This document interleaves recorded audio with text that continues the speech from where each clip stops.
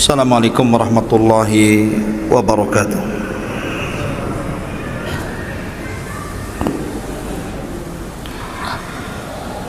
Alhamdulillah, salatu wassalamu ala rasulillah wa ala alihi wa sahbihi wa mawalah, wa la hawla wa la quwata illa billahi wa ba'du. Qala Allahu azza wa jalla, ya ayyuhalladzina amanu taqullaha haqqa tuqatih wa la tamutunna illa wa antum muslimun. Fa in asdaqal hadithi kitabullah wa khairal huda huda Muhammadin sallallahu alaihi wasallam wa syarrul umuri muhdatsatuha wa kullu muhdatsatin bid'ah wa kullu bid'atin dhalalah wa kullu dhalalatin finnar. Ma'asyiral muslimin yang dimuliakan Allah Subhanahu wa taala, alhamdulillah pada malam hari ini kita bisa kembali berkumpul di Masjid Muhajirin, di Masjid Al-Khair. InsyaAllah pada malam hari ini kita akan membahas satu tema sejarah. Kita akan berkisah satu sosok yang sangat fenomenal. Dia berkuasa 2 tahun 5 bulan dan 10 hari. 2 tahun 5 bulan dan 5 hari, afwan. Tetapi walaupun singkat menjadi khalifah, di zamannya berhasil menegakkan keadilan. Bahkan simbol keadilan yang ditegakkan khalifah ini sampai hari ini dibaca oleh para khatib pada setiap Jumat. Innallaha ya'murukum bil adli wal ihsan wa ita'i dzil qurba wa yanha 'anil fahsya'i wal munkari wal baghi ya'idukum la'allakum tadhakkarun. Simbol keadilannya dibaca oleh setiap khatib sampai hari ini. Siapa orang ini? Dialah Umar bin Abdul Aziz rahimahullahu ta'ala. Umar kedua setelah Umar bin Khattab radhiyallahu anhu.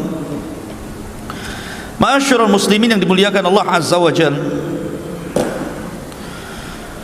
Allah subhanahu wa ta'ala setiap 100 tahun sekali akan membangkitkan orang yang akan memperbaharui agamanya. Dan 100 tahun pertama, kata para ulama, Allah bangkitkan Umar bin Abdul Aziz, dan 100 tahun kedua Allah bangkitkan Muhammad ibn Idris, atau dikenal dengan Imam Syafi'i rahimahullahu ta'ala. Siapa Umar bin Abdul Aziz ini? Kenapa begitu fenomenal namanya? 2 tahun lebih berkuasa, tidak ada orang miskin satu negara. Bagaimana caranya? Ma'asyiral muslimin yang dimuliakan Allah azza wa jalla, kita akan cerita nasabnya dulu. Siapa Umar bin Abdul Aziz? Umar bin Abdul Aziz kunyahnya adalah Abu Hafsin. Umar bin Abdul Aziz Ibn Marwan Ibn Hakam Ibn Abil As Ibn Umayyah Ibn Abdi Syamsi Ibn Abdil Manaf, dan begitu seterusnya. Adapun ayahnya adalah Abdul Aziz Ibn Marwan Ibn Hakam, termasuk dari para pemimpin terbaik dari Bani Umayyah. Dulu ayahnya itu menjadi gubernur Mesir 20 tahun. di zaman kekuasaan Abdul Malik Ibn Marwan. Adapun ibunya Abdul Aziz, Umar bin Abdul Aziz ini namanya Ummu Asim, kunyahnya namanya Laila bintu Asim ibn Umar ibn al-Khattab. Jadi ibunya itu keturunan Umar ibn Khattab. Ada satu kisah dari kisah Laila bintu Asim ibn Umar ibn al-Khattab ini. Jadi suatu ketika di zaman Amirul Mukminin Umar ibn al-Khattab, Umar ini sedang mengadakan jalan-jalan malam, melihat orang-orang miskin apa yang dihajatkan mereka. Mungkin bahasa kitanya belusukan, tapi malam-malam bukan siang-siang, dan tidak bawa wartawan. Kemudian dia melihat satu tenda, yang lain mati, karena bagaimanapun lampu itu disediakan pemerintah. Tidak sembarang menghidupkan lampu kecuali ada hajat. Jadi ada satu tenda itu masih nyala. Maka Umar bin Khattab kemudian mendekati tenda itu. Rupanya dalam tenda itu ada percakapan dua wanita, seorang ibu dan putrinya. Kata sang ibu, "Nak, malam ini waktunya kita mencampur air susu untuk kita jual besok. Bagaimana kalau kita tambah air supaya banyak untungnya?" Maka anak putrinya mengatakan, "Janganlah, Bu. Bukankah Amirul Mukminin Umar bin Khattab melarang untuk curang dalam berdagang?" Kata ibunya, "Bukankah dia tidak melihat kita, tidak mendengar kita?" Kata putrinya, "Ya, walaupun Umar tidak melihat, walaupun Umar tidak mendengar, tapi Umar punya Tuhan yang bisa melihat dan mendengar kita." Ketika Umar melihat dan mendengar percakapan wanita itu, takjub Umar itu. Kok masih ada orang jujur? Kalau di masa Umar saja orang jujur itu membuat takjub, artinya kejujuran itu sudah hampir langka di zaman itu. Apalagi di zaman sekarang, cari orang jujur itu ya subhanallah susah. Di zaman itu saya susah cari orang jujur, lagi di zaman sekarang ya. Maka Umar pun tertarik dengan gadis itu. Pulang dia, dikumpulkan putra-putranya, ada Abdullah bin Umar, ada Asim ibn Umar, dan yang lainnya. Kata Umar bin Khattab, "Siapa di antara kalian yang siap menikah?"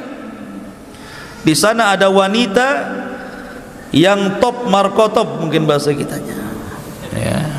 Akhirnya kemudian bangkitlah Asim ibn Umar, "Saya wahai Abi." Maka dilamarkanlah oleh Umar wanita itu. Menikahlah akhirnya dengan Asim putra Umar ibn al-Khattab. Dari Asim putra Umar ibn al-Khattab menikah dengan wanita yang jujur itu, lahirlah seorang anak wanita namanya Laila. Laila inilah ibunda daripada Umar bin Abdul Aziz. Laila putri Asim ini menikah dengan Abdul Aziz. Maka dari pernikahan ini lahir Umar bin Abdul Aziz. Bahkan Umar bin Khattab radhiyallahu anhu suatu ketika pernah bermimpi. Umar bermimpi, dan mimpinya orang soleh beda dengan mimpi kita. Jadi dalam bermimpinya itu Umar melihat bahwa ada dari keturunannya yang luka, sebagian yang luka dalam wajahnya. Ciri-cirinya itu ada luka dalam wajahnya. Kemudian dia melihat dalam mimpinya bahwa di antara cucu cicitnya yang nanti ini, yang ada tanda di wajahnya karena luka itu, akan menjadi khalifah, menegakkan keadilan ketika menyebarnya kezaliman. Itu sudah dimimpikan oleh Umar bin Khattab itu. Di antara cucu cicitnya itu nanti akan ada yang akan menegakkan keadilan di tengah-tengah kezaliman merajalela, dan cirinya ada luka di wajahnya, sujah. Jadi Umar bin Abdul Aziz ini sudah dimimpikan oleh Umar bin Khattab radhiyallahu anhu. Ma'asyiral muslimin yang dimuliakan Allah azza wa jalla, Umar bin Abdul Aziz dia adalah seorang yang di masa kecil suka dengan ilmu. Jadi Umar bin Abdul Aziz itu dia suka dengan ulama, karena dia masih berjumpa dengan para sahabat Rasul dan para tabi'in, kibarut tabi'in seperti Sa'id ibn Musayyib dan sahabat-sahabat yang lainnya, karena memang pamannya juga sahabat, Abdullah bin Umar. Jadi suatu ketika dia ngomong sama ibunya, Umar bin Abdul Aziz kecil ini, apa kata dia? Dia mengatakan kepada ibunya, saya ingin seperti pamanku. Dia ngomong sama ibunya, Bu, saya ingin seperti pamanku. Ana uhibbu an akuna mithla khali. Saya ingin seperti pamanku. Maksudnya siapa pamannya? Abdullah bin Umar. Dan Abdullah bin Umar itu seorang yang faqih, ulamanya sahabat. Kata ibunya mengatakan, tidak usahlah, kamu tidak mungkin kayak dia, katanya. Jadi ibunya sudah ini dulu, ciut dulu, tidak mungkin kamu kayak dia itu.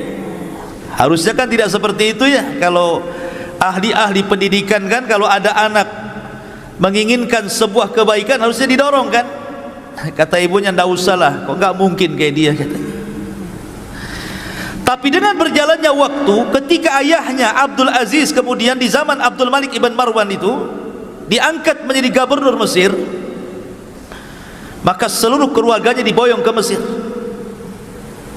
Tapi ketika itu Abdullah bin Umar meminta agar Umar bin Abdul Aziz kecil itu jangan dibawa, biar dia sama saya, katanya. Dari situlah maka Umar bin Abdul Aziz sejak kecil sudah bersama sahabat Abdullah bin Umar, pamannya, dan belajar. Bahkan sudah hafal Quran sebelum balik, dan dicintakan dengan ilmu dan ulama. Makanya kemudian Umar bin Abdul Aziz ini tumbuh menjadi seorang ulama besar, bahkan dimasukkan dalam deretan fuqaha tabi'in, ahli fikihnya para tabi'in. Umar bin Abdul Aziz ini luar biasa. Ma'asyiral muslimin yang dimuliakan Allah azza wa jalla, di antaranya adalah bagaimana talabatul ilminya Umar bin Abdul Aziz ini dijelaskan. Di antara guru-guru beliau adalah dari kalangan tabi'in seperti Sa'id ibn Musayyib. Sa'id ibn Musayyib ini yang menikah dengan salah satu putri Abu Hurairah, dan dia menjadi pemimpin para tabi'in. Kemudian juga dia belajar kepada Ubaidillah ibn Abdullah ibn Utbah ibn Mas'ud radhiyallahu an, dan juga banyak kalangan sahabat dan para tabi'in yang diambil ilmunya, sehingga lambat laun akhirnya Umar bin Abdul Aziz menjadi ulama besar. Bahkan dikatakan di antara guru-gurunya 30 lebih dari kalangan para sahabat Nabi sallallahu alaihi wasallam dan 25 dari kalangan para tabi'in. Jadi banyak guru-gurunya, dan dia menjadi ulama besar di zamannya. Taib, saya tidak akan memperpanjang tentang nasab beliau. Saya ingin langsung kepada inti apa yang kita bicarakan pada malam hari ini, kisah pilu dari Umar bin Abdul Aziz dibunuh oleh seorang budak dan ditangisi para fuqara wal masakin. Itu temanya. Sebab kalau kita ambil semua kisah beliau, tidak cukup mungkin 5 atau 6 pertemuan, terlampau banyak. Kisah beliau ini banyak dicatat para ulama karena menakjubkan kisahnya. Ma'asyiral muslimin yang dimuliakan Allah Azza wa Jalla, di antaranya adalah salah satu penggalan kisahnya adalah ketika Umar bin Abdul Aziz menjadi khalifah. Nanti bagaimana menjadi khalifah nanti saya akan ceritakan satu penggalan kisah dulu. Ketika Umar bin Abdul Aziz ini menjadi Amirul Mukminin, Umar bin Abdul Aziz ini, maka dia berhasil mengumpulkan harta zakat yang melimpah luar biasa. Semua keluarga kerajaan harus bayar zakat, semua orang kaya harus bayar zakat, semua yang punya tanggungan hutang harus dibayar, sehingga Umar bin Abdul Aziz berhasil menerapkan sistem zakat dalam satu tatanan negara, dan itu diterapkan betul dengan hukuman. Akhirnya banyak orang-orang kaya, para pejabat, para pemimpin, akhirnya mereka menyerahkan harta-harta zakat mereka dan dikumpulkan di Baitul Mal. Kemudian ketika itu Umar bin Abdul Aziz memanggil para karyawannya, pengepul-pengepul zakat itu, dan mengatakan, anfiquha 'alal fuqara, ambil harta di Baitul Mal, infakkan, cari orang fakir, kasih zakat mereka. Jangan ada satupun orang yang fakir yang tidak kebagian zakat. Cari orang fakir miskin dimanapun berada, kasih zakatnya. Maka bergeraklah pasukan amil zakat ini mencari orang-orang fakir dan miskin, sehingga tidak ada satupun fakir dan miskin kecuali mendapatkan sedekah dan zakat dari Baitul Mal. Anehnya hartanya masih ada, tidak habis. Kemudian dilaporkan kepada Umar bin Abdul Aziz, harta masih melimpah wahai Amirul Mukminin. Kemudian Umar bin Abdul Aziz ngomong gitu, kalau begitu jahizu bihal juyush, kalau begitu hartanya yang sisa itu berikan untuk mencukupi para tentara, ya, sejahterakan para tentara biar layak dengan gaji yang mereka dapati. Akhirnya kemudian harta itu dikeluarkan lagi, kemudian dibagi-bagi bagi para tentara. Rupanya harta itu masih banyak. Kemudian mereka mengatakan, ya Amirul Mukminin, juyusul Islam tajubud dunya. Wahai Amirul Mukminin, para tentara-tentara Islam mereka sudah kaya semua. Kemudian Umar bin Abdul Aziz kemudian bicara, kalau begitu jawijus syabab, cari anak-anak muda yang belum kawin, modali, danai, kawinkan. Oh, enak nih kalau punya pemimpin kayak gini, ya. Disuruh anak-anak muda yang belum kawin itu, siapa yang mau kawin tinggal ngomong ke Baitul Mal, maka sudah ada dananya. Ada dananya untuk maharnya, untuk walimahnya, untuk acaranya, semua free, gratis. Bahkan mereka mengatakan, man kana yuridu zawaj, barang siapa di antara kalian yang ingin menikah, datang kemari. Kemudian masih banyak juga hartanya. Maka Umar bin Aziz mengatakan, uqdud duyuna 'alal mutadayyinin, kalau begitu cari orang-orang yang punya hutang, cari orang-orang yang punya hutang, yang hidupnya terkait dengan hutang, cari, bayarkan hutangnya. Dicari orang-orang yang punya hutang itu. Kamu punya hutang berapa? Sekian, bayarkan sana. Kamu punya berapa? Sekian, bayarkan sana. Kan enak tuh punya presiden kayak gini, ya. Ma'asyiral muslimin yang dimuliakan Allah Azza wa Jalla, setelah semuanya dibayari hutang-hutang itu, sudah tidak ada yang punya hutang lagi, masih numpuk juga hartanya di Baitul Mukminin itu. Maka Umar bin Abdul Aziz mengatakan, ungduru ilal masihiyyin wal yahud, kalau begitu lihat bagaimana kondisi orang-orang Nasrani dan Yahudi. Bagaimana kondisi orang-orang Nasrani dan Yahudi? man kana alaihi dainun fasaddidu anhu. Kalau seandainya mereka punya hutang, bantu mereka, ambil dari baitul mukmin, baitul mal, bayarkan itu. Carinya orang Yahudi, orang Nasrani yang punya hutang, kamu punya hutang berapa? Sekian, nih bayarkan sana. Sampai kepada Nasrani Yahudi merasa senang dengan kepemimpinan Umar bin Abdul Aziz ini. Sampai ketika sudah semuanya, sudah orang miskin sudah dinafkahi, orang yang punya hutang sudah dibayarkan, para tentara sudah dicukupkan, orang-orang kafir juga dibantu, sudah nggak ada lagi, tapi harta masih banyak. Maka Umar bin Abdul Aziz mengatakan, kalau begitu belikan uang dari baitul mal itu, biji-biji gandum, sebarkan di gunung-gunung, agar jangan orang mengatakan bahwa burung-burungnya Bani Umayyah kelaparan. Sampai kepada burung diperhatikan, ikhwan. Begitulah Amirul Mukminin Umar bin Abdul Aziz, ya.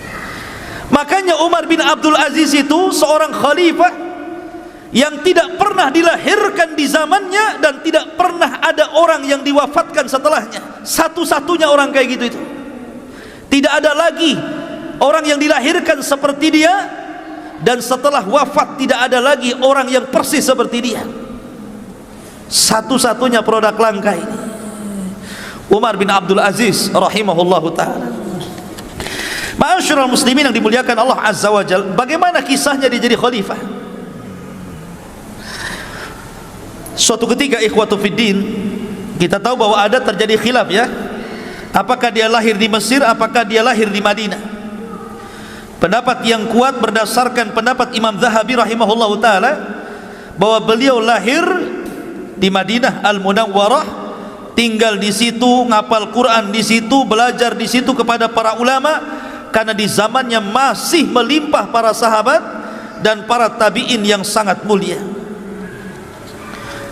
Ma'asyiral muslimin yang dimuliakan Allah Azza wa Jalla, suatu ketika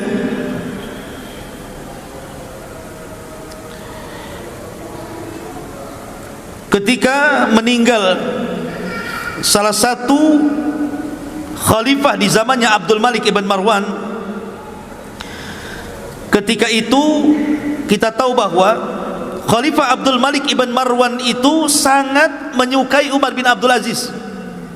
Khalifah Abdul Malik ibn Marwan itu suka dengan Umar bin Abdul Aziz karena memang paham agama, seorang ulama, walaupun masih budak tapi banyak ilmunya.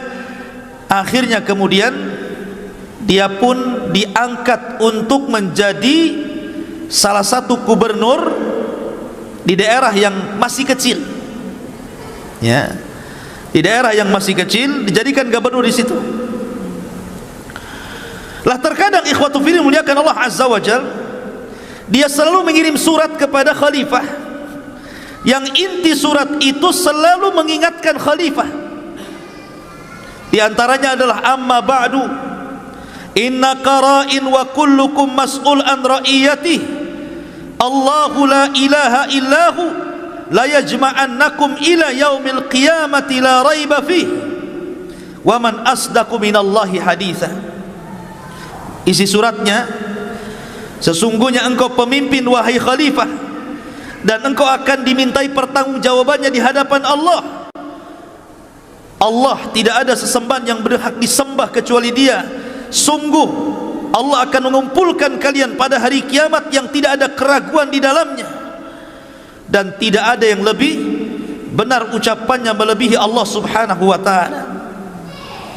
Begitulah nasihat-nasihat yang dilontarkan oleh Umar bin Abdul Aziz kepada Khalifah Abdul Malik ibn Marwan di masa dia menjadi gubernur, sampai akhirnya meninggal dunia Khalifah Abdul Malik ibn Marwan. Kemudian diganti oleh anaknya, namanya Al-Walid ibn Abdul Malik ibn Marwan.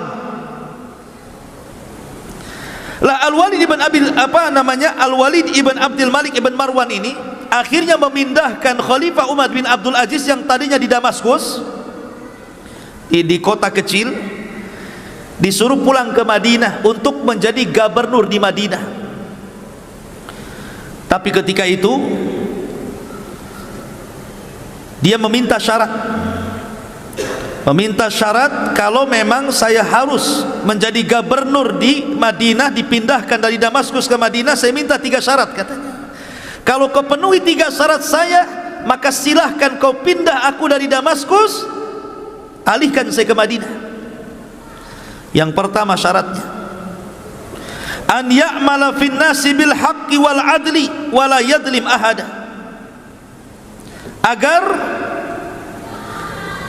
bisa melakukan atau menegakkan kebenaran, keadilan dan tidak mendolimi siapapun. Lihat, syarat pertama. Kemudian wala yajuz ala ahadin fi akhdhi ma 'ala an-nasi min huquqin li baitil mal. Tidak boleh seseorang mengambil hak-hak orang lain kecuali memang dia punya hak yang diberi dari baitul mal, dari badan zakat. Yang kedua, agar senantiasa diberikan waktu dia bisa haji. Jadi saya jadi khalifah di Madinah, tapi saya juga harus haji ke Mekah. Jangan jadi khalifah ketika haji sibuk saya waktu haji tolong saya kasih cuti biar saya bisa haji. Kemudian yang ketiga,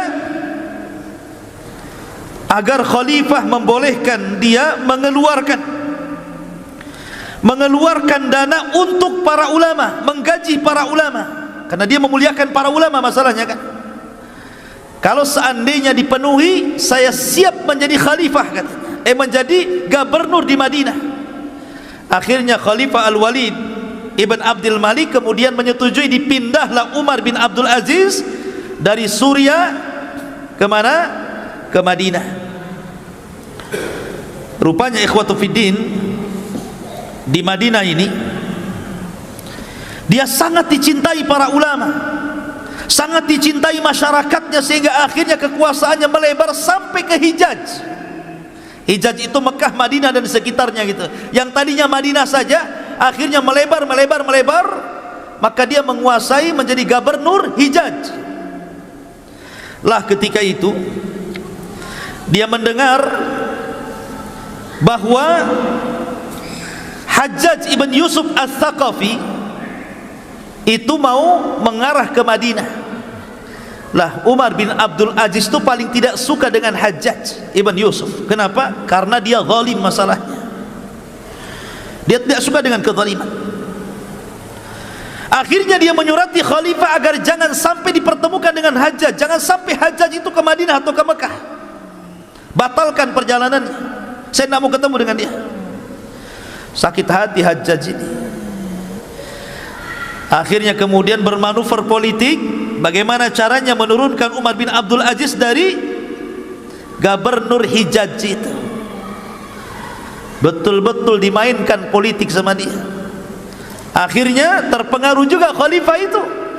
Kemudian dicopotlah Umar bin Abdul Aziz menjadi gubernur Hijaz. Setelah dicopot menjadi gubernur oleh Al-Walid Ibn Abdul Malik, ditarik ke Damaskus untuk menjadi penasehat raja. Oh, rupanya dinaikkan ya. Tidak jadi gubernur tapi jadi penasehat, tim penasehat raja, khalifah. Lah kedekatan itulah akhirnya ketika Al-Walid Ibn Abdul Malik ini semakin dekat dengan Umar bin Abdul Aziz, mendapatkan nasihat, tausiah, wejangan gitu ya. Akhirnya kemudian dia pun banyak terpengaruh dengan Umar bin Abdul Aziz, sampai akhirnya Allah takdirkan Al-Walid Ibn Abdul Malik meninggal. Kemudian kekuasaan jatuh kepada saudaranya Sulaiman bin Abdul Malik Ibn Marwan. Lah di masa Sulaiman inilah, Sulaiman itu juga sangat memuliakan Umar bin Abdul Aziz, sangat memuliakan sekali. Sampai ada satu kisah ketika Keduanya berada di sebuah tempat di manasik haji. Jadi ketika haji ini berdua, Umar bin Abdul Aziz dan Sulaiman ibn Abdul Malik ibn Marwan ini dengan khalifah. Kemudian Sulaiman bin Abdul Malik ibn Marwan ini memanggil saking banyaknya jemaah haji, akhirnya dia takjub dan mengatakan, ma aktsarul hujjaj. Wahai Umar, maksudnya Umar bin Abdul Aziz, kau tidak lihat betapa banyak orang-orang yang haji itu ya, ribuan jumlahnya. Tetapi Umar bin Abdul Aziz mengatakan, fa innahum sayatuna alaika yaumal qiyamah. Sesungguhnya banyaknya orang-orang itu nanti pada hari kiamat akan datang kepadamu, katanya. Nanti orang-orang itu nanti pada hari kiamat akan datang kepadamu dan mengadu di hadapan Allah Subhanahu wa taala, apakah engkau memimpin dengan adil ataukah tidak memimpin dengan adil. Oh, dinasihati khalifah. Mereka akan datang kepadamu pada hari kiamat. Tadinya bangga kan, banyak kali orang yang haji itu, katanya khalifah. Kata Umar, orang sebanyak itu nanti akan datang pada hari kiamat ditakut-takuti. Mereka akan menjadi khusama'uka yaumal qiyamah, akan menjadi musuh pada hari kiamat. Mereka akan menuntut haknya di hadapan Allah Subhanahu wa taala. Dari situlah akhirnya Sulaiman ibn Abdul Malik menangis dan merasa bersalah. Lah sebelum wafatnya Sulaiman bin Abdul Aziz, Sulaiman ibn Abdul Malik ini, dia ngirim surat, isinya wasiat. Harusnya ketika dia meninggal itu kan masih ada saudara-saudaranya kan, ada Yazid ibn Abdul Malik ibn Marwan, ada Hisham ibn Abdul Malik ibn Marwan gitu kan. Harusnya yang jadi setelah meninggalnya Sulaiman itu Yazid ibn Abdul Malik ibn Marwan. Ternyata ketika dia nulis surat wasiat, rupanya tidak ditulis nama Yazid di situ, tapi ditulis nama Umar bin Abdul Aziz. Jadi sebelum wafatnya dia nulis surat, nanti kalau saya meninggal, maka kekuasaan ini saya berikan kepada Umar bin Abdul Aziz. Dengarkan, taati perintahnya karena dia khalifah kalian. Maka betul-betul ketika meninggal dunia dibuka surat wasiatnya.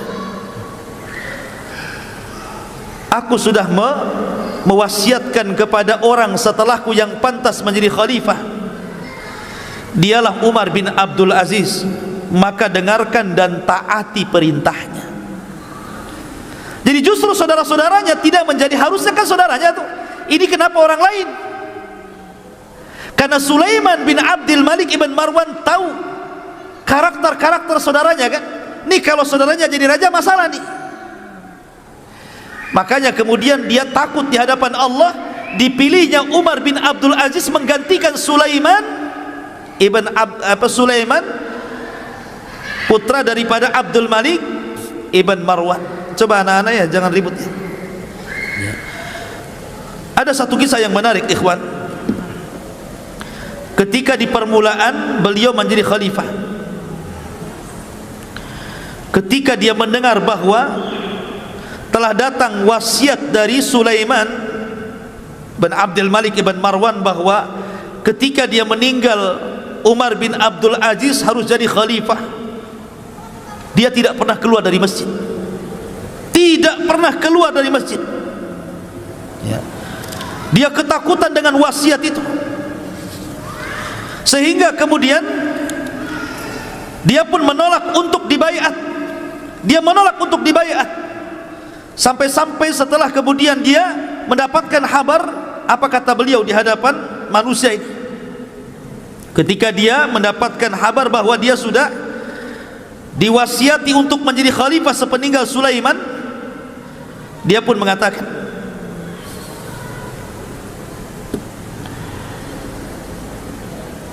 bahwa sesungguhnya aku sudah mendengar bahwa khalifah sudah memberikan amanah kepadaku agar aku menggantikan posisinya menjadi khalifah kaum muslimin. Kemudian dia mengatakan, demi Allah, saya berceramah di hadapan kalian wahai kaum muslimin, sesungguhnya tidak ada niat bagiku menjadi khalifah.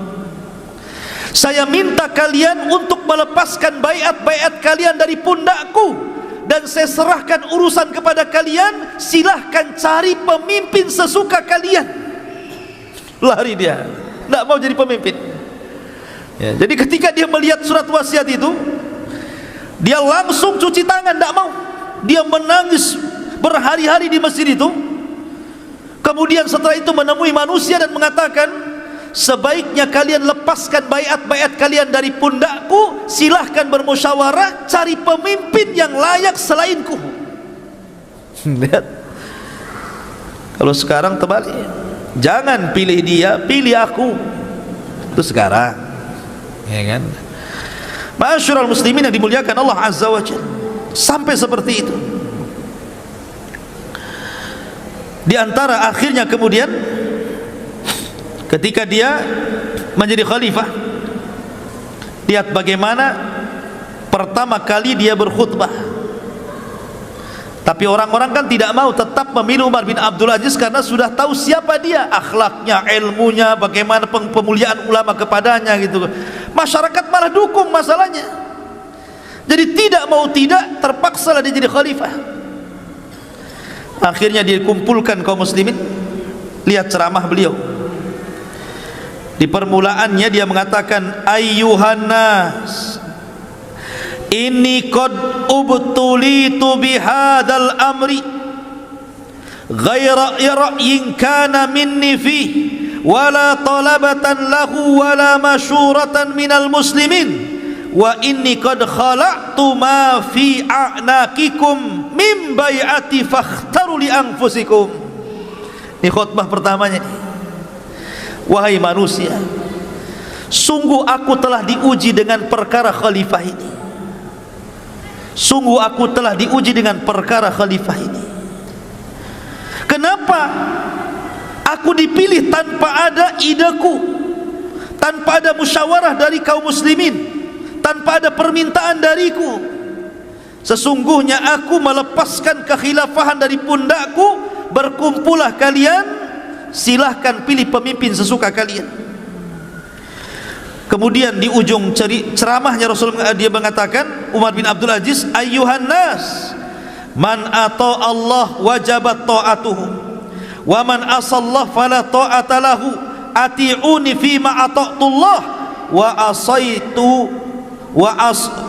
fa idza asaitullaha fala ta'ata li alaikum. Wahai manusia, barang siapa yang taat kepada Allah, wajib ditaati orang itu. Barang siapa yang bermaksiat kepada Allah, jangan ditaati orang itu. Maka taatilah kepadaku. Jikalau aku berada di atas ketaatan kepada Allah, maka jangan pernah kalian taat kepadaku jikalau aku bermaksiat kepada Allah subhanahu wa ta'ala. Lihat, memang betul-betul khulafaur rasyidin ikhwan menegakkan syariat Islam ala minhajin nubuwah. Umar bin Abdul Aziz, makanya ada sebagian para ulama, Umar bin Abdul Aziz itu adalah Imam Mahdi yang ditunggu-tunggu. Imam Mahdi yang ditunggu-tunggu. Walaupun pendapat ini berdasarkan takwil dan dilemahkan para ulama, tapi ada ulama yang mengatakan seperti itu, bahwa fase-fase itu sudah lewat. Kan ada fase nubuah, ada fase mulkun warahmah, ada fase mulkun adud, ada fase mulkun jabarut, gitu ya. Itu sudah lewat, ditutup dengan Umar bin Abdul Aziz, tinggal nunggu kiamat aja. Itu ada sebagian ulama pendapat seperti itu. Tapi ini pendapat ini dibantah oleh para ulama bahwa Imam Mahdi bukan Umar bin Abdul Aziz, tapi nanti di akhir zaman. Tapi dengan adanya yang sebagian ulama mengatakan seperti itu, memang betul-betul dia menegakkan keadilan di tengah-tengah ketika itu menyebar kezaliman. Karena ciri-ciri Imam Mahdi itu apa? Menyebarkan keadilan di tengah-tengah tersebarnya kezaliman, kan itu. Ma'asyiral muslimin yang dimuliakan Allah. Baik, saya akan bercerita beberapa kisah yang menarik sepanjang dia menjadi khalifah. Ma'asyiral muslimin yang dimuliakan Allah Subhanahu wa taala, ketika dia awal jadi khalifah, dia pun kemudian disuruh untuk memilih,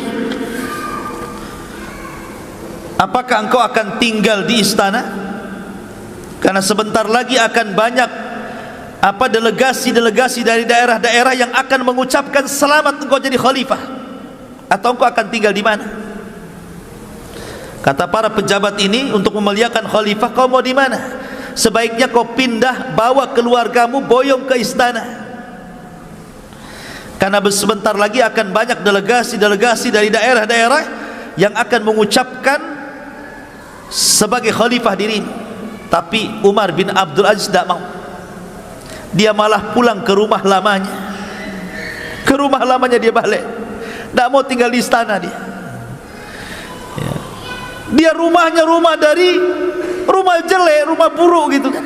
Tidak mau dia tinggal di istana. Bayangkan, waraknya luar biasa, zuhudnya luar biasa. Maka kemudian ketika itu dia pun pulang dan menemui istrinya. Apa kata dia? Ini pertama kali dia ngomong sama istrinya. Wah istriku, ukhayyiruka bi amrayni, aku berikan kau dua pilihan. Kau serahkan seluruh emas, seluruh perak, seluruh perhiasan, seluruh hartamu ke Baitul Mal, atau jangan pernah kau hidup bersama aku. Istri daripada Umar bin Abdul Aziz ini putri khalifah. Dia putri khalifah ya. Bayangkan, dia saudara daripada orang-orang yang akan jadi khalifah, Al-Walid, Sulaiman, Yazid, itu saudara-saudaranya. Dan dia anak satu-satunya perempuan, anak khalifah yang dinikahi Umar bin Abdul Aziz. Tentu namanya anak khalifah kan kaya raya, banyak emas, banyak apa-apa kan. Tapi kata Umar bin Abdul Aziz, semenjak dia jadi khalifah, dia minta sama istrinya, keluarkan emasmu, mana perakmu, mana perhiasanmu, ayo sini, saya akan masukkan ke Baitul Mal. Kata istrinya, wahai suamiku, bukankah kerajaan ini milik bapakku, katanya, milik Abdul Malik ibn Marwan. Bukankah kerajaan ini milik bapakku? Kata Umar bin Abdul Aziz, man qala laki hadha, siapa yang ngomong ini milik bapakmu, katanya. Kerajaan ini bukan milik bapakmu, tapi kerajaan ini milik manusia, milik masyarakat. Bukan gitu. Subhanallah. Akhirnya ya dia milih suaminya, hartanya habis, diambili semua, dimasukkan ke Baitul Mal, sehingga tidak tersisa kecuali hanya pakaian beberapa helai yang sudah buruk. Hidupnya sederhana. Setelah itu kemudian mulailah dia nyasar kepada kerabat-kerabat kerajaan.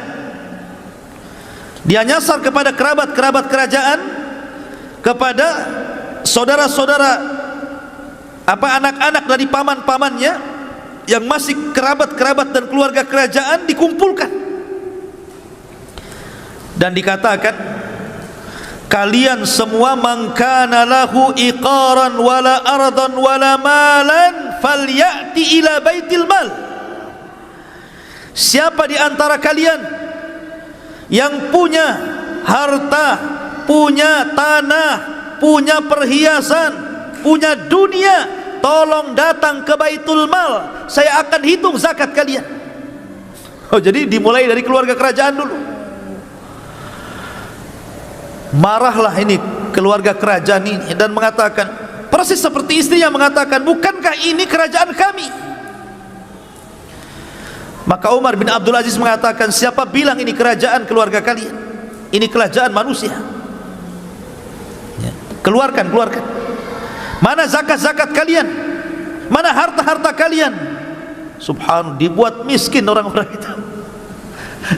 Orang-orang kaya itu dibuat miskin betul-betul sama Umar bin Abdul Aziz itu. Jadi yang dulunya mereka enggak pernah zakat, dihitung zakatnya. Berapa tahun kau tak bayar zakat? Berapa tahun kamu tak bayar zakat? Mana zakat ternakmu, mana zakat apa tanimu, dihitung semuanya. Akhirnya ikhwatu fiddin, apa enggak bankrupt nih orang-orang ini? Betul-betul bankrupt. Akhirnya ketika mereka pun hidupnya sudah susah karena hartanya diambil dan dimasukkan Baitul Mal, mereka pun datang kepada Umar bin Abdul Aziz dan mengatakan, "Ya Amirul Mukminin, kami sudah tidak punya harta lagi, harta kami sudah engkau ambil. Tolonglah berikan kepada kami gaji bulanan. Sudahlah, saya makan gaji bulanan sudah cukup. Berapalah kau kasih kepada kami?" Kata Umar bin Abdul Aziz, "Kalau engkau ingin dapat gaji kerja, kau kerja dulu baru kau dibayar." Persis seperti yang lainnya. Tidak ada anggota kerajaan nganggur tiba-tiba tiap bulan dapat gaji kerja. Bayangkan, ditekannya betul-betul. Ya. Akhirnya kemudian setelah orang-orang kaya dari anak-anak pamannya, kerabat kerajaan, mulai dia nyasar ke orang-orang kaya yang ada di luar sana. Dikumpulkan orang-orang kaya itu, semua dikumpulkan. Mana zakat kalian? Sini.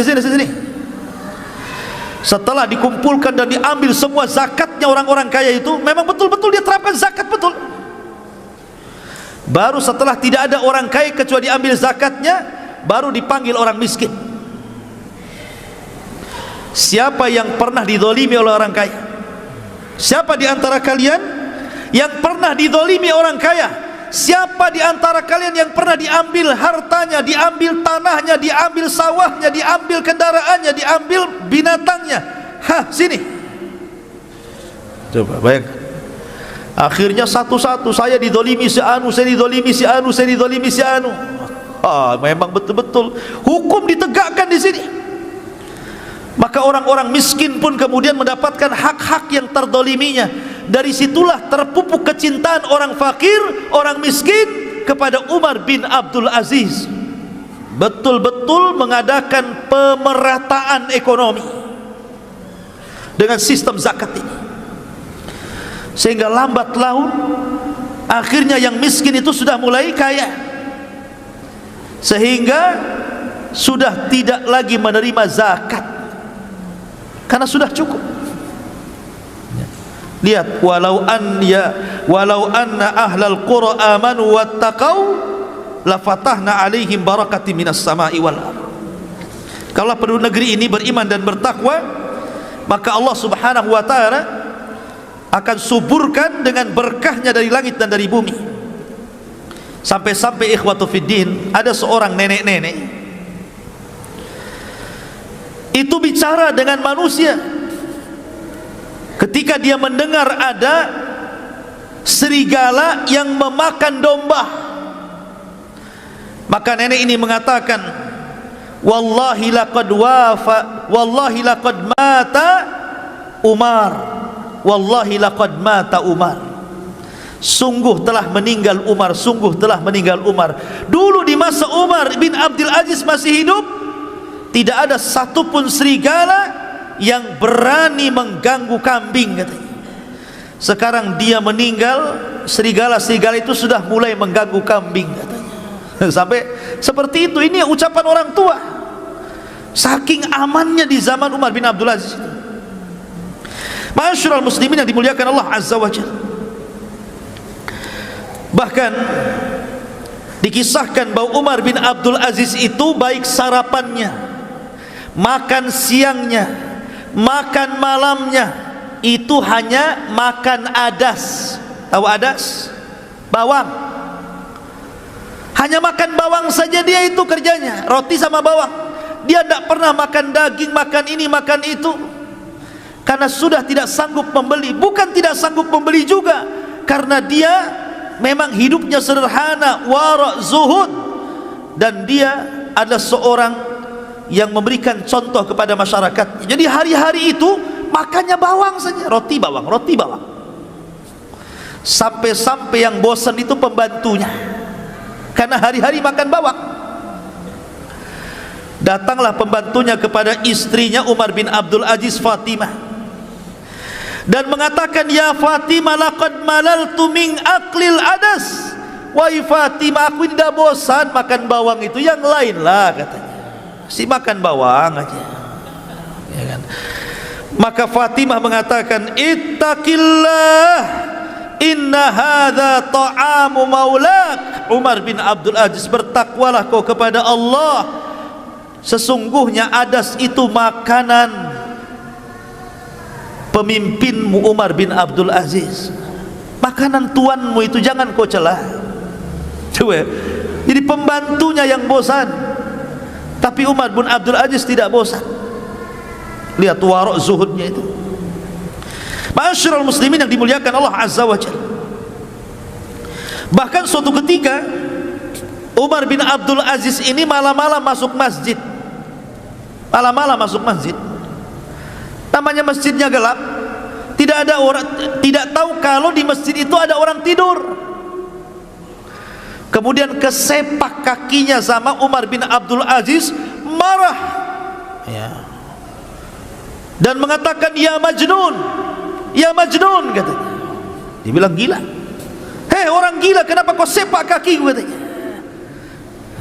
Dibilang, ini pengawal Umar bin Abdul Aziz sudah emosi dia. Gimana coba khalifah dibilang Majnun? Dalam riwayat khimar, ya himar, wahai keledai, katanya. Lebih kasar lagi. Kata penjaganya ini, biarkan saya tangkap orang itu.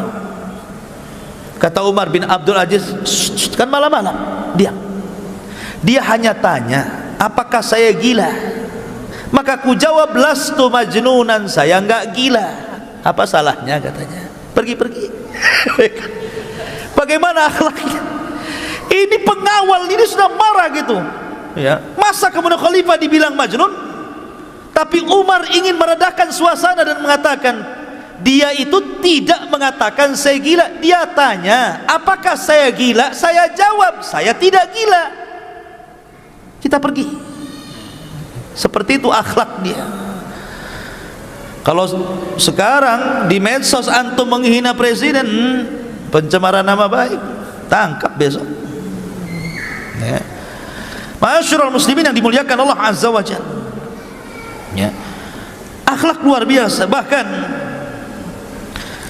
Umar bin Abdul Aziz mengumpulkan wuzara dan umarah. Jadi masing-masing gubernur dari daerah-daerah mana saja itu disuruh datang ke ibu kota, mengadakan rapat besar-besaran. Setelah mereka duduk di kursi, mulailah Umar bin Abdul Aziz mengatakan, saddidu duyunan nas, kullu man kana lahu dainun sadadna, at'imul fuqara.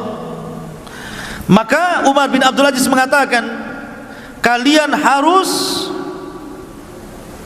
memenuhi hutang-hutang kalian, bayarkan hutang-hutang kalian. Kalau kalian punya hutang, mengambil hak rakyatnya, kembalikan kepada rakyat. Kemudian jangan lupa orang-orang fakir, jangan lupa dengan orang-orang fakir. Begitulah Umar bin Khattab menasihati para gubernur, selalu diingatkan dengan fuqara, fuqara dan fuqara, ya. Kasih makan orang miskin, orang miskin, orang miskin, itu diingatkan terus. Subhanallah. Umar bin Abdul Aziz itu gajinya cuma 2 dirham, bukan dinar, dirham. Dirham itu separuh dinar.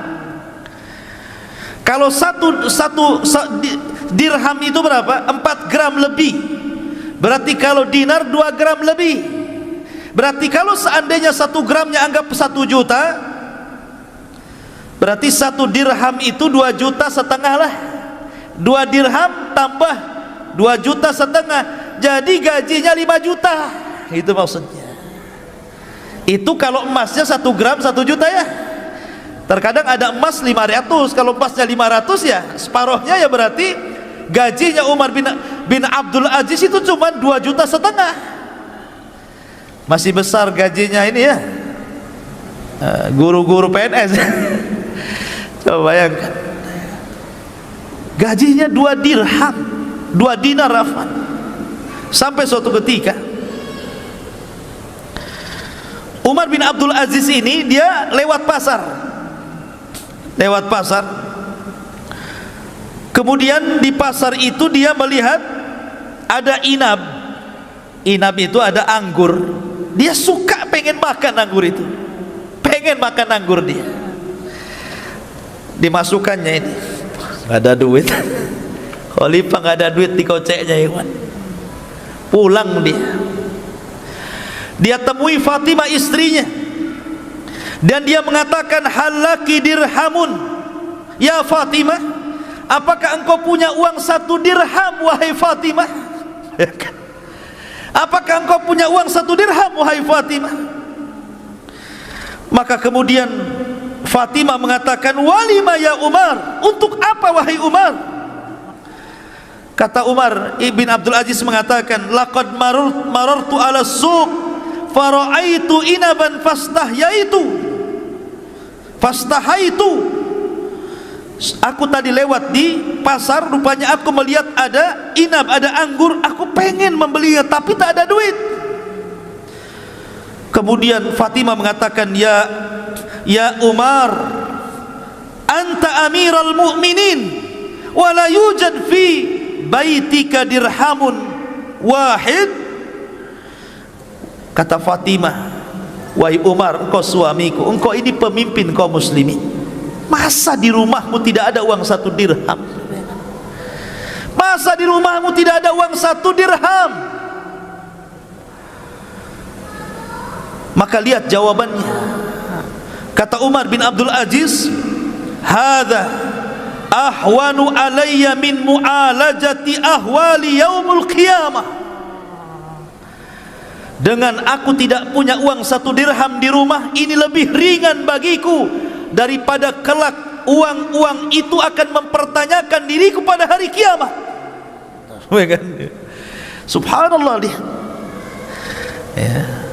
Sampai nggak jadi beli anggur karena nggak punya uang.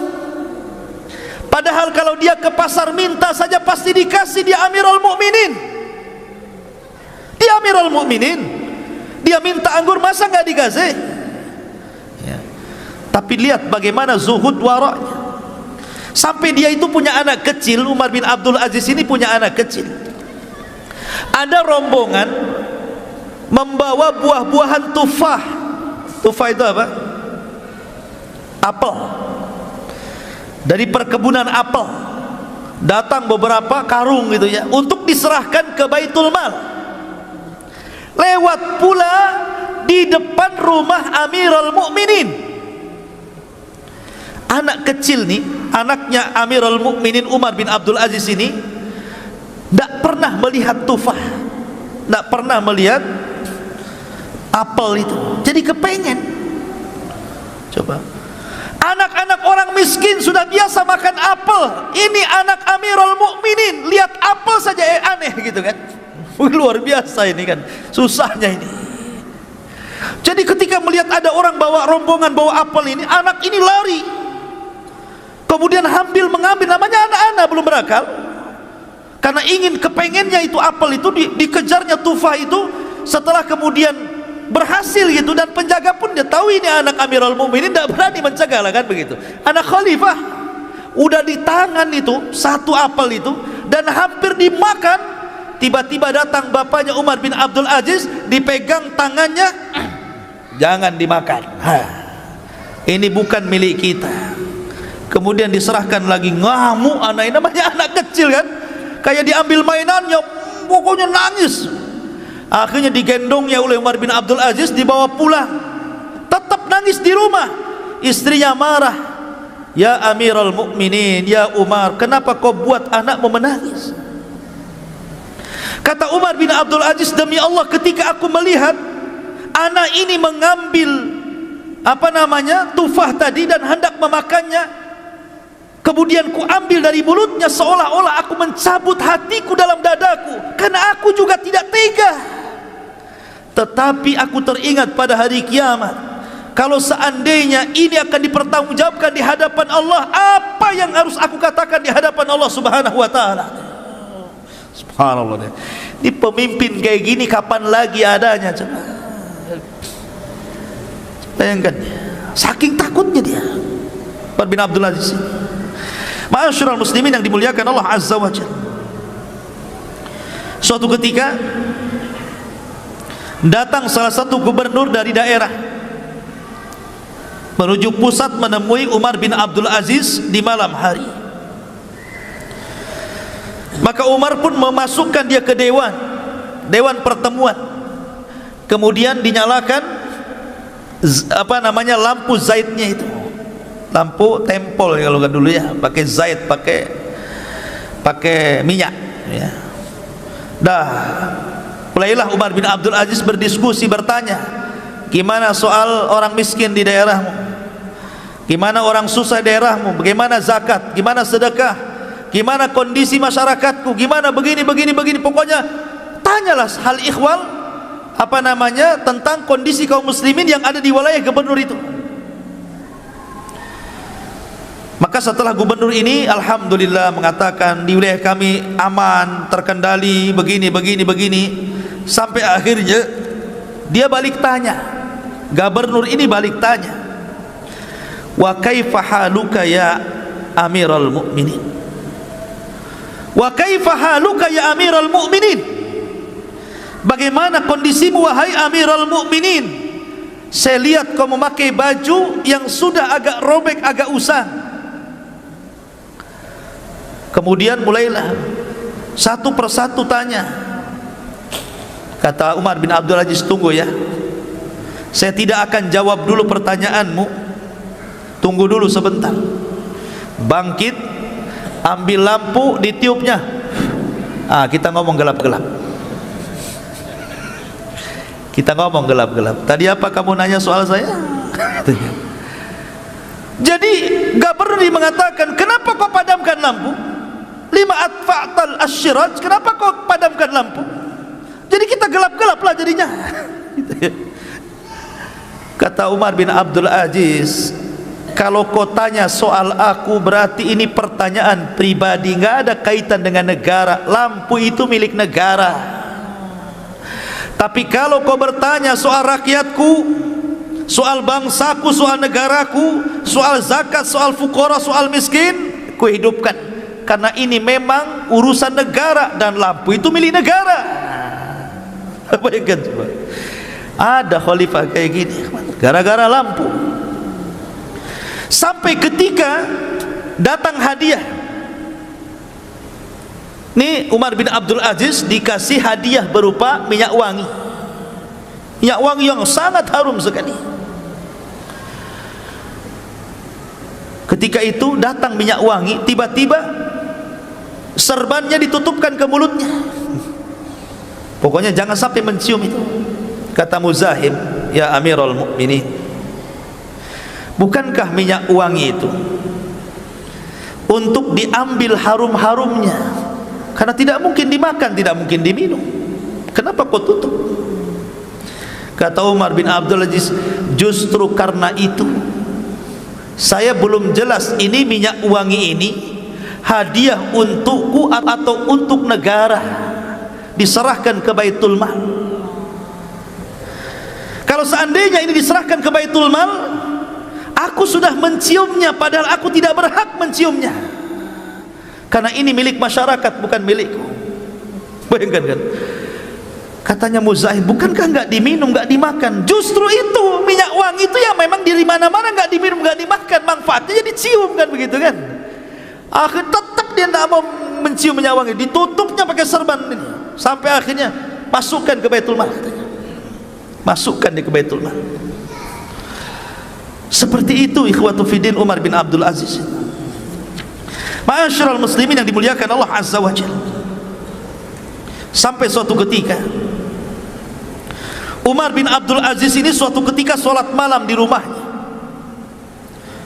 Ketika dia sholat, lewatlah kepada ayat-ayat tentang azab, tentang neraka. Tiba-tiba dia nangis. Ketika dia nangis, istrinya ikut nangis yang mendengarkannya. Ketika istrinya nangis, anaknya ikut nangis karena melihat ibunya menangis. Ketika tetangganya mendengar bahwa di rumah Umar bin Abdul Aziz ada tangisan, ikut menangis dia. Kemudian tetangganya mendengar tetangga ini menangis, ikut menangis. Tetangga ini ikut menangis. Satu desa menangis karena tangisan Umar bin Abdul Aziz. Bayangkan, nular tangisannya juga. Seperti itu Umar bin Abdul Aziz pengaruhnya kepada masyarakat itu, ya. Sampai-sampai suatu ketika dia keluar dari masjid, dia meminta kepada para sahabatnya, isbikuni, isbikuni, duluan bahasa kitanya, isbikuni, isbikuni, duluan. Sahabatnya mengatakan, walima ya Amirul Mukminin, kenapa, ada apa ini? Sudah duluan saja, duluan, saya belakangan. Akhirnya kemudian dia mengambil baglahnya, mengambil kendaraannya, himarnya, dan tidak menuju rumahnya, tapi dibelokkan menuju kuburan. Tengah malam menuju kuburan. Kemudian dia duduk di kuburan itu. Kemudian dia berbincang-bincang di kubur, memanggil-manggil orang-orang yang ada di kubur itu, dan mengatakan, ya ayyuhal mauta, madza fa'alta bin nas? Wahai orang-orang yang sudah meninggal, apa yang kau lakukan dulu kepada manusia di masa hidupmu? Kemudian yunadi, dia pun berteriak, ainal mu'azzam wa ainal muhtaqar? Aku sudah tidak bisa membedakan lagi mana kuburan orang mulia, mana kuburan orang yang dihinakan. Kemudian dia membaca ayat, ma aghna anni maliyah halaka anni sultaniyah. Duhai kiranya kekuasaan yang kubanggakan tidak ada nilainya kalau aku sudah masuk ke liang lahat. Duhai harta yang selama ini kubangga-banggakan pun, apalah gunanya kalau aku sampai masuk ke dalamnya. Begitulah renungan kuburan membuat dia menangis. Ma'asyiral muslimin yang dimuliakan Allah Azza wa Jalla. Kemudian kisah yang menarik juga, suatu ketika datang anaknya yang perempuan itu kepada Umar bin Abdul Aziz, menangis gara-gara tidak punya pakaian. Saya kira anak antum banyak pakaiannya, sehari bisa ganti 3 kali ya. Ini anak perempuan Umar bin Abdul Aziz tidak punya pakaian kecuali satu. Dia ngomong sama bapaknya Umar bin Abdul Aziz seraya menangis, sehingga Umar mengatakan, lima tabki, kenapa anda menangis? Qalat, maka anaknya mengatakan, ya abata, inna thawbi mutazahiqan, sesungguhnya pakaianku banyak robeknya, maka belikanlah pakaian untukmu. Kata Umar bin Abdul Aziz, dia memanggil pembantunya, Muzahim, sini, kemarin saya pernah menyobek selimut. Itu bekas sobekan selimut di mana tuh? Di mana itu bekas sobekan selimut saya yang kemarin saya sobek-sobek itu? Katanya pembantunya, ada wahai Amirul Mukminin. Ah, kau ambil lagi, kau jahit, buatkan pakaian untuk anakku, katanya. Sobek, tinggal beli saja, padahal kan disuruh kain-kain yang bekas sobek-sobek itu, disuruh dijahit, buatkan pakaian, buatkan untuk anakku, katanya. Subhanallah, sampai seperti itu. Sampai ada orang miskin datang dari jauh mendengar keadilannya Umar bin Abdul Aziz. Siapa yang meminta kepadanya tidak akan ditolak, pasti diberi dan dikasih dari Baitul Mal. Datang dia dari jauh, dia belum kebagian. Dia bertanya, mana rumahnya khalifah? Oh, di sana tuh, di sana tuh. Berangkat dia. Ketika masuk ke rumah khalifah, keluar lagi dia, nggak bawa apa-apa. Orang-orang pun bertanya, kenapa kau tidak mendapatkan apapun dari khalifah? Maka orang ini mengatakan, memang aku nggak minta. Kenapa kau nggak minta? Aku malu, kondisiku jauh lebih mulia dibandingkan dia. Orang miskin nggak jadi minta, itu loh, bayangkan. Nggak jadi minta nih orang miskin ini. Masuk rumah Umar bin Abdul Aziz, keluar lagi. Mana barang yang kau minta? Memang aku tak minta, ya tak bawa barang. Kenapa kau tak minta? Aku malu, katanya. aku masih lebih baik hidupku daripada dia. Lihat, hanya di zaman Umar bin Abdul Aziz orang miskin tidak jadi minta, gitu ya, karena khalifahnya lebih miskin, begitu ya. Seperti itulah kondisi Umar bin Abdul Aziz. Makanya wajar kalau ada sebagian mengatakan itulah Imam Mahdi sesungguhnya, kan itu. Walaupun pendapat ini lemah. Ma'asyiral muslimin yang dimuliakan Allah Azza wa Jalla, akhirnya kita langsung saja karena sudah lewat jam 9. Bagaimana wafatnya? Namanya orang baik, ikhwatu fiddin. Imam yang adil itu tidak lepas daripada musuh-musuh yang banyak. Orang yang baik itu pasti banyak musuhnya, apalagi dia seorang khalifah.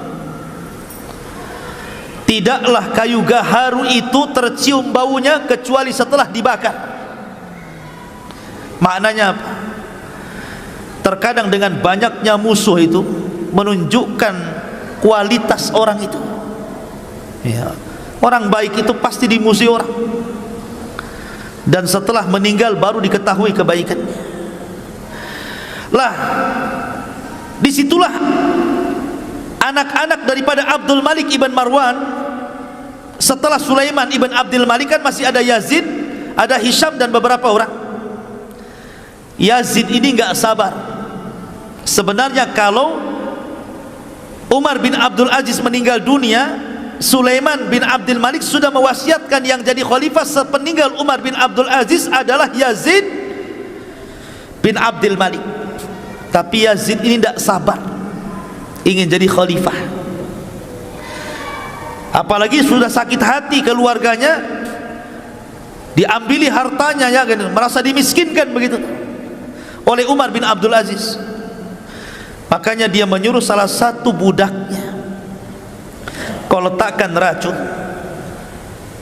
pada makanan Amirul Mukminin Khalifah Umar bin Abdul Aziz. Sebagai imbalannya, ku beri kau 1000 dinar. Yang kedua, kau ku merdekakan kalau berhasil.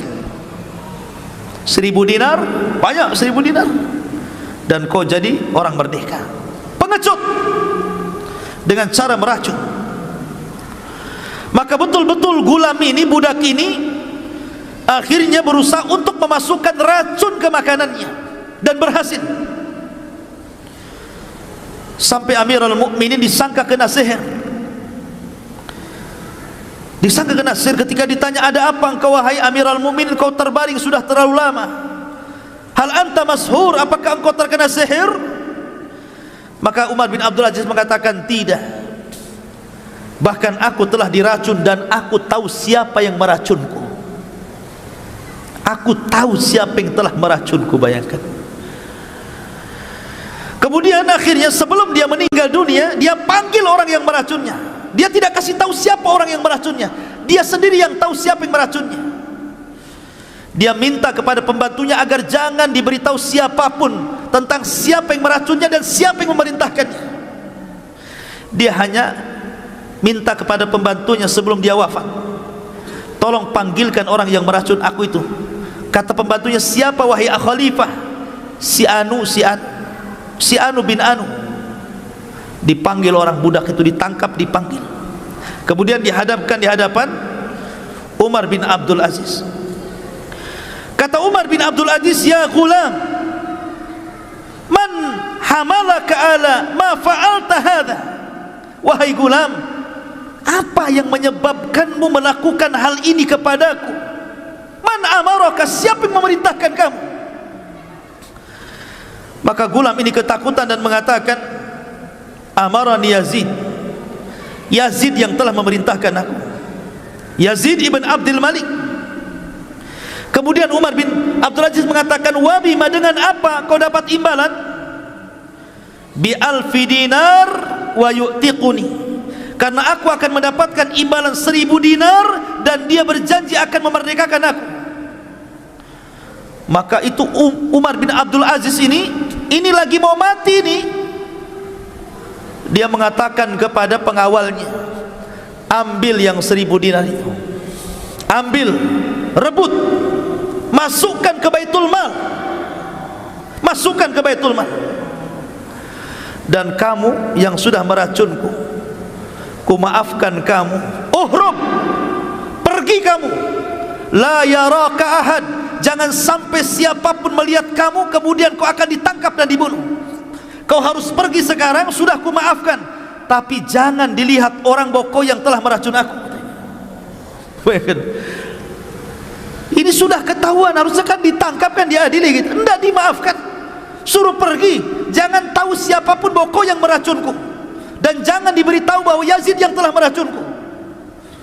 Mulianya akhlak Umar bin Abdul Aziz, ikhwan. Nufusul udhama la tataghayyar, kata para ulama. Jiwanya orang besar itu tidak pernah berubah, dari dulu pemaaf dan akan senantiasa pemaaf. Begitulah nufusul udhama. Jiwanya orang mulia itu tidak pernah berubah, mereka akan sama, ya.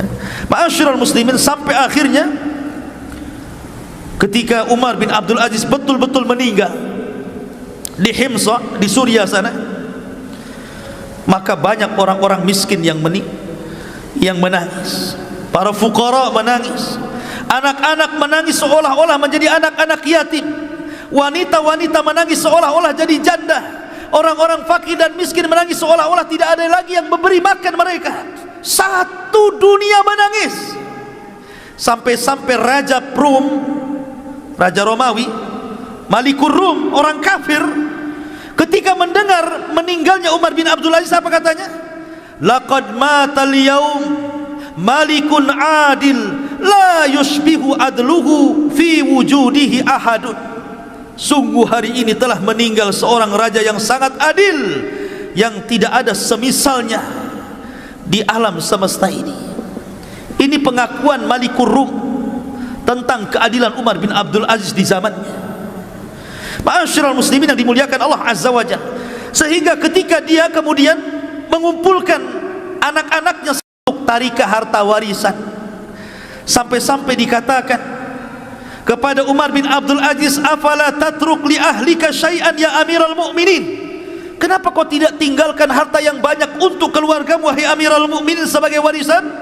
Qala, dia mengatakan, in kanu salihin Allahu yatawalla salihin, jika mereka anak-anakku orang-orang saleh, maka Allah yang akan menjaga orang-orang saleh. Tidak perlu ku kasih harta, Allah yang kasih harta nanti. Dia, begitu maksudnya. Aku tidak perlu kasih harta mereka. Kalau mereka benar-benar soleh, Allah yang kasih harta mereka. Akhirnya kemudian Umar bin Abdul Aziz pun ketika sudah berkuasa 2 tahun 5 bulan 5 hari, berhasil menegakkan keadilan yang tidak pernah ditegakkan oleh khalifah-khalifah Bani Umayyah maupun Bani Abbasiyah, khalifah setelahnya. Makanya sebagian para ulama ada yang memasukkan dia satu di antara khulafaur rasyidin setelah Abu Bakar, Umar, Utsman dan Ali, Umar bin Abdul Aziz. Ada yang mengatakan Hasan ibn Ali, saking adilnya, ya kan? Begitulah ikhwatu fiddin muliakan Allah Azza wa Jalla, kisah singkat dari perjalanan Umar bin Abdul Aziz. Mudah-mudahan ada manfaatnya. Subhanakallah bihamdika, asyhadu an la ilaha illa anta, astaghfiruka wa atubu ilaik. Allahu ta'ala alam. Assalamualaikum warahmatullahi wabarakatuh.